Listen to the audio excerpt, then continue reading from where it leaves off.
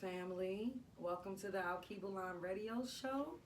This is the first show of 2025. Today we are going to talk about Kwanzaa and also to acknowledge Ethiopian Christmas as we continue to celebrate the winter holidays, the winter holy days. But before we start, as we always do, we first and foremost want to give thanks and praises to the Almighty Creator. Give thanks and praises, Most High. Give thanks and praises for this new day. Give thanks and praises for this new year. We give thanks and praises for every blessing, miracle, wonder, sign, everything that has been given to us, that has been promised, all the favor that we have had in this past calendar year of 2024. We give thanks for everyone who's listening over the airwaves. We give thanks for life, family, and friends. As we move forward into 2025, we ask for covering and protection. We ask for you to go before us in everything that we do. We ask you to open the hearts and minds of men, women, and children on the planet so that we may know love, peace, and joy. We ask that you continue to inspire and motivate us to be a better version of ourselves and to shine our light brightly into the world. We give thanks for all that we have, all that has been done for us, all that is being done now, and what is to come. For we know that the promises of the Most High are for certain. Give thanks and praises. Amen, Ashe, Namaste, Aho, Madupwe, Alafia. All right, family. So we are sharing the history and highlights of Kwanzaa today. And I am coming to you as the Kwanzaa season ends on January the 1st. So I'm coming to you with a review of how Kwanzaa is celebrated, and then to acknowledge that we are still in the holiday or the holy day season as the ending of Advent comes, and it's marked by Three Kings Day, which we also know were the three wise men, and also January, which is January the 6th, and January the 7th is Ethiopian Christmas. So I do notice during like the holiday season that a lot of people, they'll take their lights down like New Year's Eve or New Year's Day, but the season actually lasts through the 6th or the 7th, depending on if you acknowledge Ethiopian Christmas or Three Kings Day. And so with that being said, I would like to talk to you about Kwanzaa, which comes right in the middle.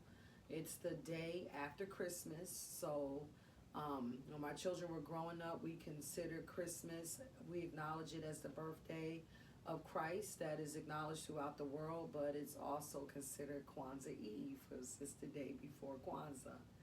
And the first day of Kwanzaa is Umoja. And these are Swahili terms, and Umoja means unity. And as you see here, I have what's called the Kanara. And one of the interesting things that I also want to acknowledge is that Hanukkah actually this year fell on the first day of Kwanzaa. And for Hanukkah, there's 8 candles, and it's called a menorah.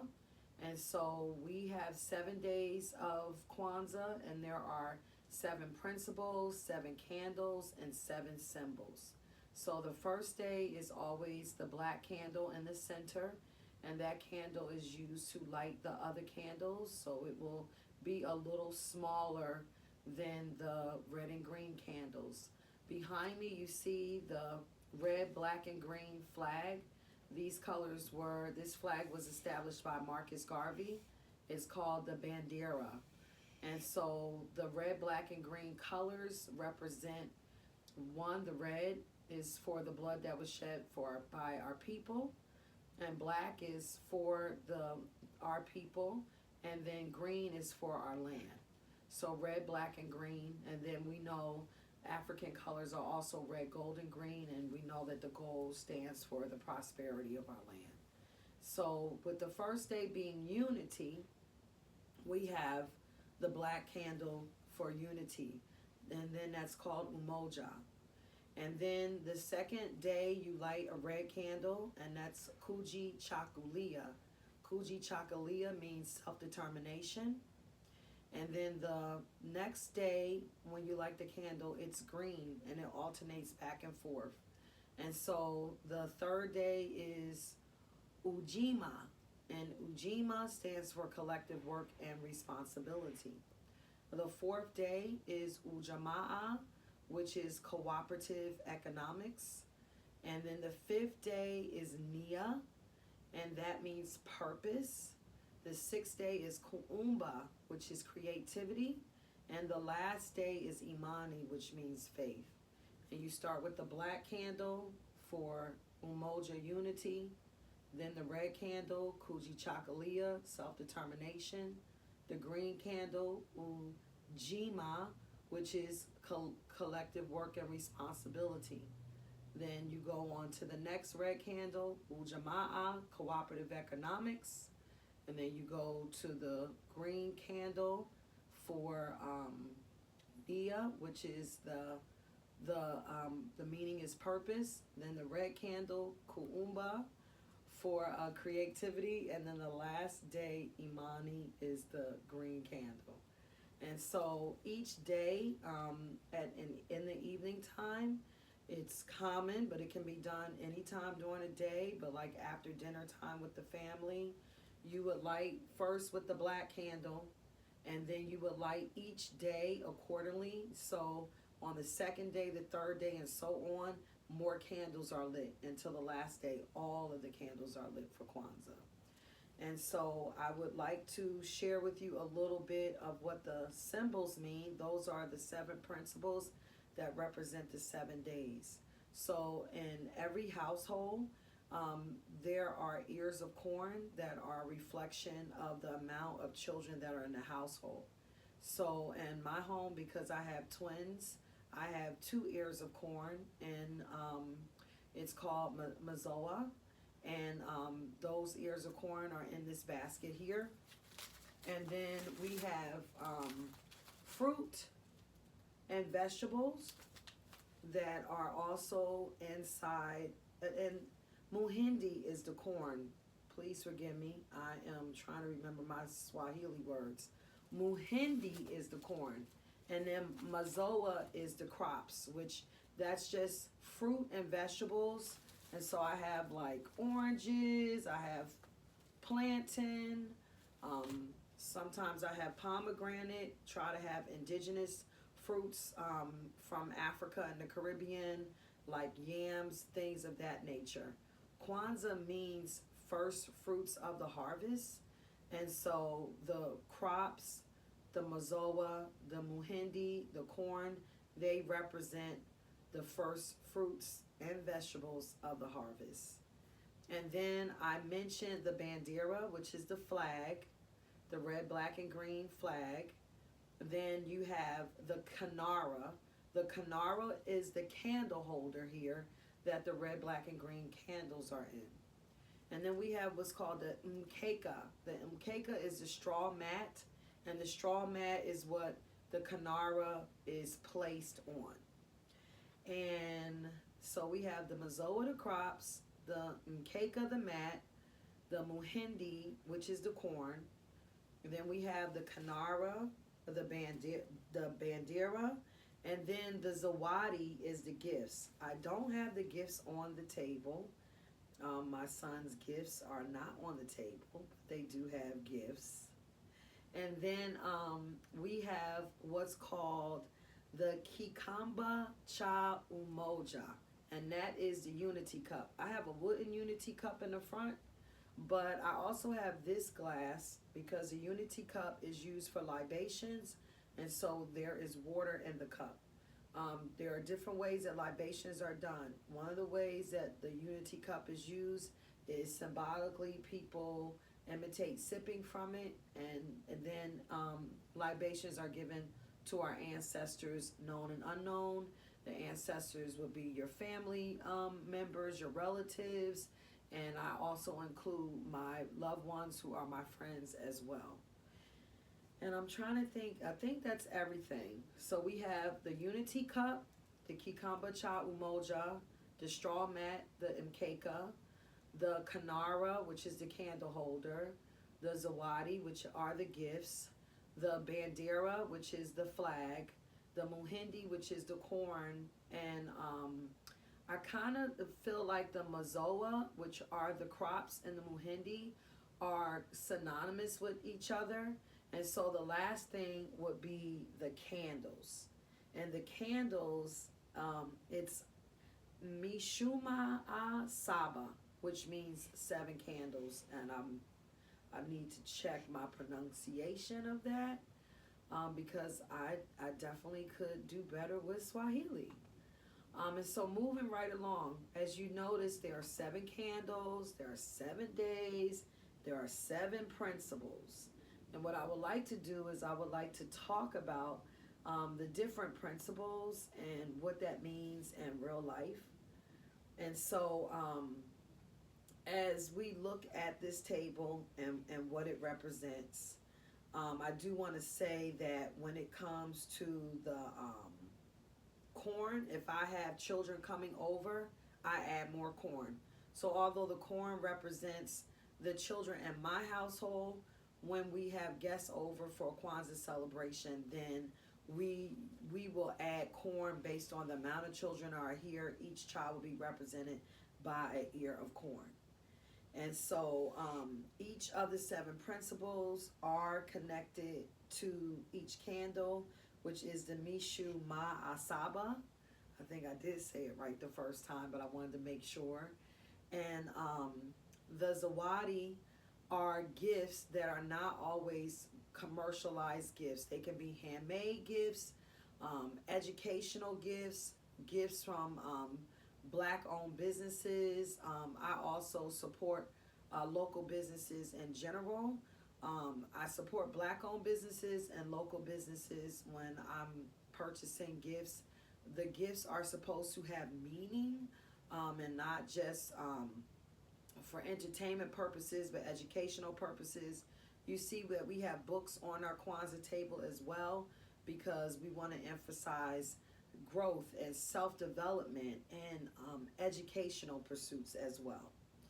Okay, and so I think that I've talked about everything on the table. The straw mat, as you see, we have several straw mats because the items for the Kwanzaa table are supposed to be on the mkeka, which is the straw mat. So let's get down to the principles of Kwanzaa and talk about some food for thought, like why do we celebrate Kwanzaa?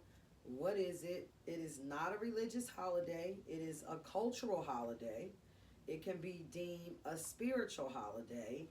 It is an opportunity for us to have what I know is, for me, my way of life is that I'm a Pan-African. So I identify with Africans all over the world. And I know that there's more power in numbers. So when we look at ourselves in isolation in the diaspora, there's really not much power in that. But the unity of Africans home and abroad in the diaspora makes a huge difference in the choices that we make to build legacy for our children.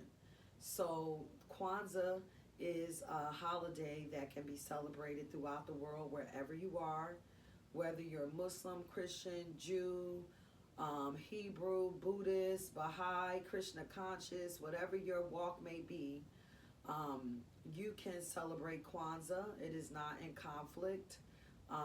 Growing up, my father being a pastor, we celebrated Kwanzaa in the church as well as Christmas.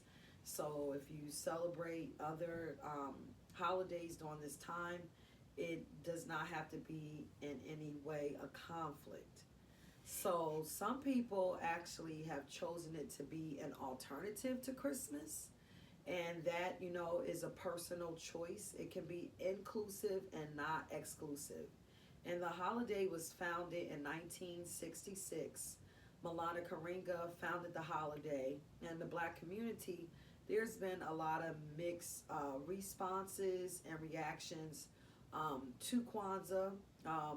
For those who may be familiar with the history of the Black Panthers, there was a lot of rivalry between Milana Karinga and his group and the Black Panthers. So some people who have a historical memory of the Black Power movement and the Civil Rights movement sometimes have not necessarily wanted to support Kwanzaa because of the history of the founder and his relationship to pretty much being anti the Black Panthers. And I say don't shoot the message when you don't like the messenger, because Kwanzaa has been a great opportunity to build community. Every year we do Kwanzaa events. We participate as well as perform and present in our communities. It is an excellent way to just have family time, family memories, and to remember our culture. And the thing about Kwanzaa is that the principles are relevant 7 days, 7 days a week, 52 weeks out of the year, and 365 days of the year. You can observe the principles of Kwanzaa anytime. It's not just about those 7 days. So with that being said, I just want to remind people that it's a non-religious holiday. It's a cultural holiday, and it can be celebrated by anyone regardless of their religion. So let's talk about the principles of Kwanzaa. And then we're going to talk about the celebration that we have is called Kaumba. It's called Karamu, excuse me, and Karamu is the feast. The feast is normally given on the 30th, which is the day before New Year's Eve. But some people, they do something on New Year's Eve, New Year's Day. I went to an excellent Kwanzaa party last year to celebrate a sister's birthday.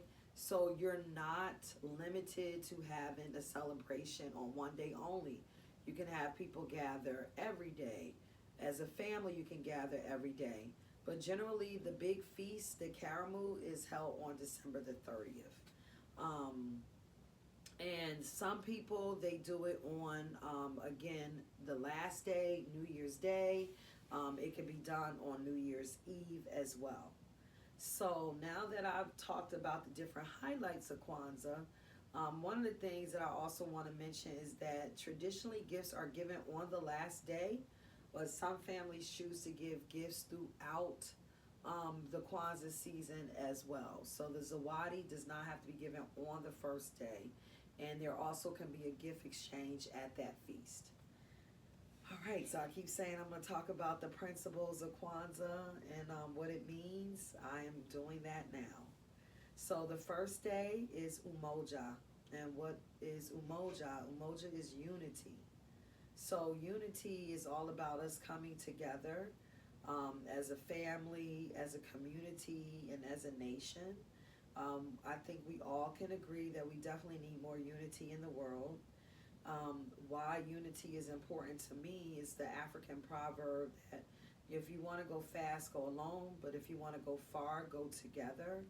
And that really is the sum of all things related to Kwanzaa, is that as a community, we go farther together, and that need is great in our community for unity. And even the word community has the word unity in it. So that proves right there, you know, we definitely need unity in the community, and the word unity is also in the word community. So I think about, you know, why unity is important to me and what ways that I can promote it more within my family. I think about things that we enjoy doing with each other, whether it's going out and doing an activity, an outdoor activity, doing things in the home that bring us together. Growing up, we played a lot of games. We had devotion. We sang. In my house, sometimes, it's singing, it's dancing, it's playing chess, watching, something fun or educational. So, what are the things that you do to bring your family together that can be enjoyable? What are the things that you can do in your community, in your school, your place of worship, to bring the community together? So when we talk about these principles, we also are not just, reviewing them for the 7 days, but what plan of action can we put forward in a new calendar year to promote more unity? Okay, so moving along to the second principle, Kuji Chakalia, which I've always liked that word. It's kind of like a tongue twister. But Kuji Chakalia means self-determination. And so self-determination is the spirit of perseverance, where you never give up, where you are, determined to create your own destiny. We define ourselves instead of being defined by others, and we create the lives that we want for ourselves. And so self-determination, in order to be determined to do something, you have to be clear about who you are and what you want. So self-determination is also about naming and claiming who we are individually and as a people, and what it is that we want to see for our future, and having that perseverance to move forward with that vision and never give up. So I think of the things that may be challenging, that we may have challenges in life. And when we don't give up and one day we actually achieve that, that is a great feeling, that feeling of accomplishment, that feeling of success. That's what Kuji Chakalia births. It births that for you, so that when you are determined to do something and you are successful at it, that sense of accomplishment is just simply priceless. And to be able to have that sense of winning, where it's a win-win situation where we're all winning. It's not just me, but it's my community. When I win, you win. That is the spirit of self-determination that we want. That it's not just for our upliftment, but for the upliftment of our family and our community as well. And when I also think about Kuji Chakalia, I think of people in history who never gave up, like Benjamin Banneker, when he designed the blueprint for the city of DC.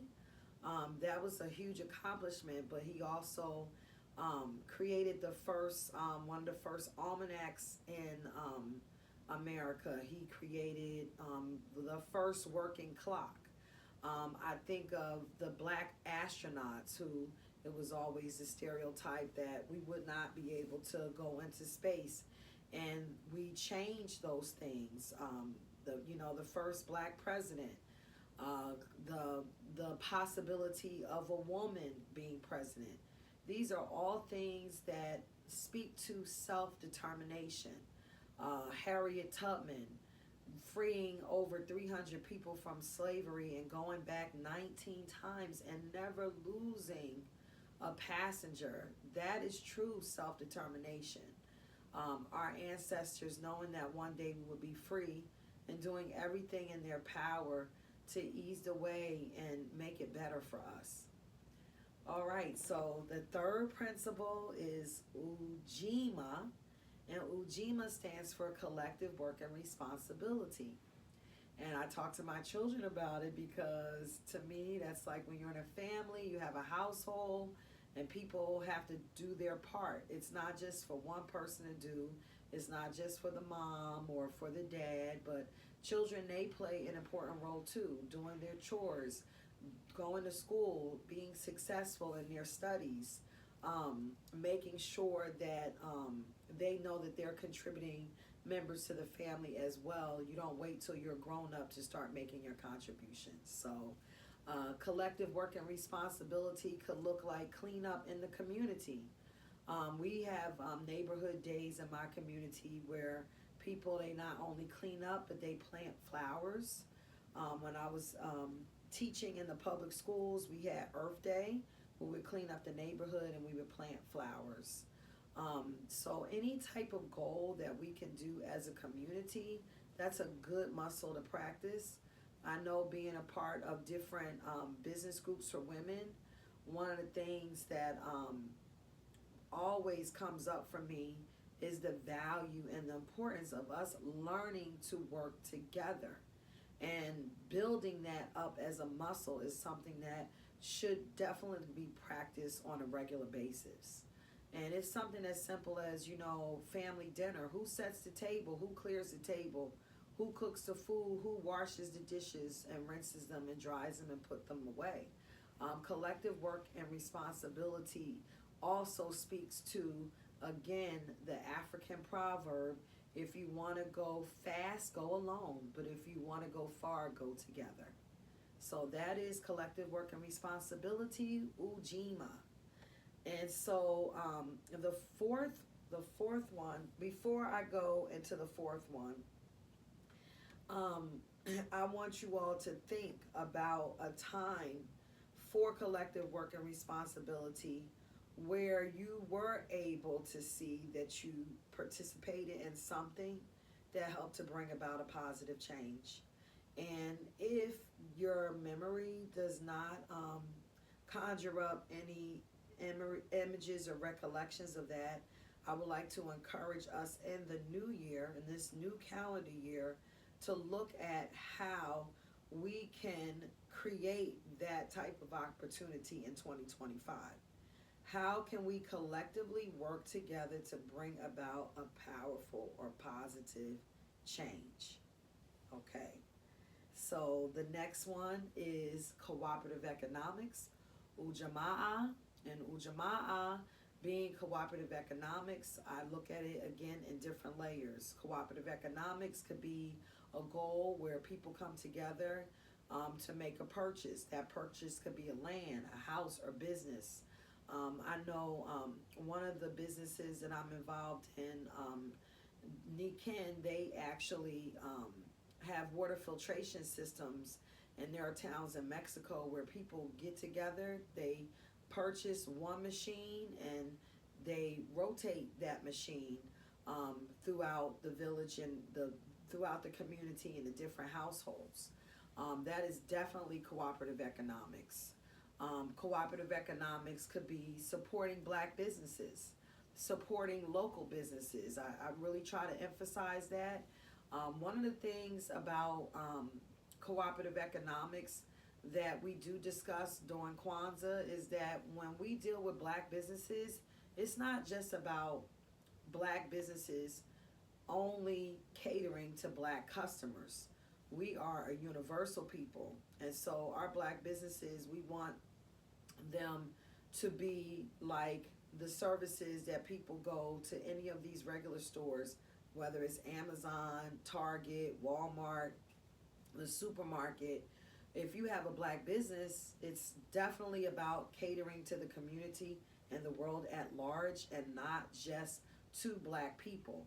Because when other people come into our communities, they get our money just like everybody else's money. And we want to make sure that when we talk about promoting black businesses, that we're clear that, one, we deal with a spirit of excellence in everything that we do. And then also that our businesses are not just for our people, that we are part of the global community, and that our products and services can be rendered to anyone who is willing to do business with us. So cooperative economics, it's a layered thing. It could be saving your money and investing in something as a family. It could be making sure that you are doing things to get ahead, but knowing, once again, this is the theme for the show, and I did not plan it, but if you want to go far, you go together. If you want to go fast, you go alone. So cooperative economics is a means of us going farther than we would if we were doing it by ourselves. And so when I think of cooperative economics, I think of trailblazer entrepreneur like Madam C.J. Walker. Madam C.J. Walker was the first millionaire, first woman millionaire, and first black person to be a millionaire in the United States. She started a hair care product service where women were able to straighten their hair. And even though I have locks, I do not discriminate. I think that beauty is an ancient African practice. We even have an Indinkwa symbol, which is the comb for that as well, in West African culture. And Madam C.J. Walker gave black women an opportunity to feel that they could have healthy hair. And she created hair products like pomade, as well as being able to use the straightening comb for women who wanted their hair straightened. And there was a time when people were enslaved in the United States where women could not wear their hair uncovered. Women had to always have a scarf on their heads. And I wear my scarves and my head wraps for cultural and spiritual reasons. However, black women, we were forbidden to show our hair. And so coming into the 1900s, and Madam C.J. Walker being able to create a business like this, it was not just about beautification. It wasn't just about women feeling beautiful. That was a part of it. It was also economic empowerment, because Madam C.J. Walker was able to employ a lot of black women who were able to do business from their homes. During the time in the early 1900s, a lot of black women, they were either laundresses where they did laundry and barely got paid, like cents a day to do that, or they were housekeepers. They were the people who went in, the maids, the servants that went in and cleaned the houses and cooked. So they were cooks, they were housekeepers, and they did laundry. These were some of the most common jobs back then.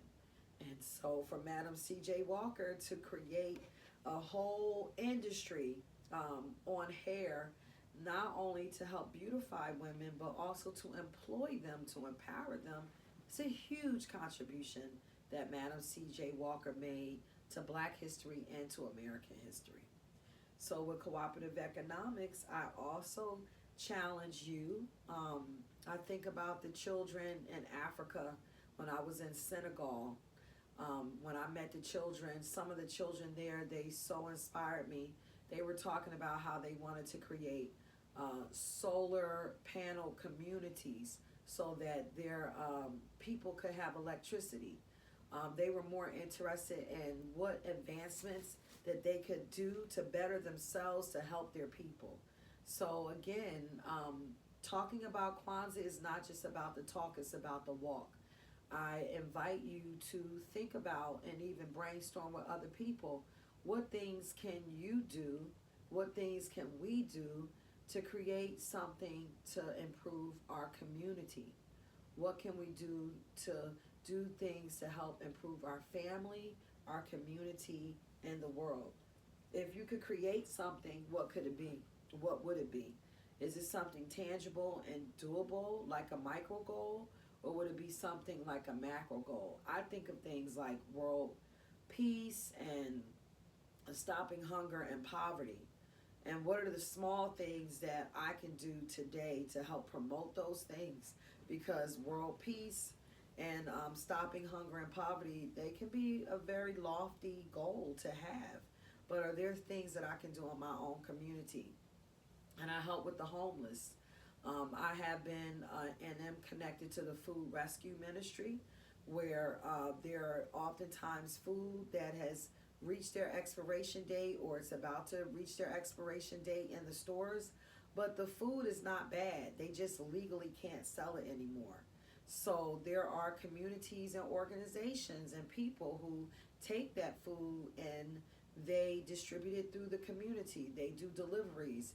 There may be actual locations where people can go and pick the food up at a certain time or a certain day. So that may not eradicate world hunger, but it is a small thing that I can do in my community that is being done. So, moving on, cooperative economics was the principle we just discussed. Now we're going to talk about NIA. NIA is purpose, and purpose is truly important. I think of purpose every day. You know, like I know that I work for the Creator. I know that I come here to be uplifting to others as well as myself. That I have a responsibility to shine my light into the world. That I'm not just holding space on the planet, taking up space and not doing anything good. It's like um, Marion Wright Elderman was a person. I hope it may have been Shirley Chisholm. I should have checked this fact. Um, but I believe it was Shirley Chisholm that said, what we do here on the planet to be in service is how we pay our rent for being here in the world. And I am not quoting her right. I'm ready to go find the quote for you all so that I can quote it right. But I believe in that. I believe that while we're here, we should be doing good, that we come to help and not to hurt. A lot of us are traumatized, and especially in the Black community, there's a lot of trauma. And through our trauma and the work that needs to be done for the healing of the nation, that work, when it's not done, that we end up traumatizing other people because of our trauma. And so then we're re-traumatizing, re-traumatizing, and re-traumatizing. And so knowing that you come here with a special purpose, everyone has gifts and talents. So to be able to tap into that, oftentimes we may not be able to see it as well as someone else. And there is an African proverb that says, when I have a true sister, I need no mirror. And that simply means that when you have people around you who love you and support you, that gives them the opportunity to show you who they see you are, who they see you to be. And that has been very valuable for me in my life. Sometimes people see things in me and I'm like, okay, thank you. You see that in me? But it helps me to learn myself, to know myself. So a part of our purpose is to be in community. Being in community is a way that you learn your purpose and who you are, because people are able to see how you show up, and they're able to actually help you hone in and cultivate that. When you do have a skill or a talent, being around people who have that gift or talent to help you cultivate and develop yours more, or being around people who have a similar interest so that you all can support each other on that journey.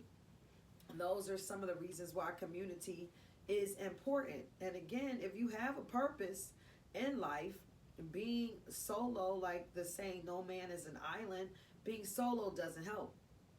You must learn how to share your gifts and talents. And how do you do that? You do that within community. And so purpose has a lot to do with how we show up in the world. It has everything to do with how we show up in the world. How we live our purpose, how we live our life is how we interact and respond to other people. So with that being said, it's like when you have a purpose and you know your purpose and you also love what you do, it doesn't seem like work, but you are passionate enough to put in the work to do something positive and useful. And when I think of purpose, I think of great men and women, like I mentioned Harriet Tubman. She was clear about her purpose. And Harriet Tubman, she used to have like these fainting spells because of a head injury that she had as a child. And even with that, she still was able to go back to the South 19 times or more to free other enslaved Africans. That is a woman who truly knew her purpose. I think about Dr. Martin Luther King and Malcolm X, people who truly knew their purpose and they moved forward with precision, with focus and intention to make that happen. Whether it was the civil rights movement or the Black Power movement, these great men, they really did their thing. I even think of Mahatma Gandhi, who Dr. King, he had the opportunity to study and use those nonviolent tactics to help with the civil rights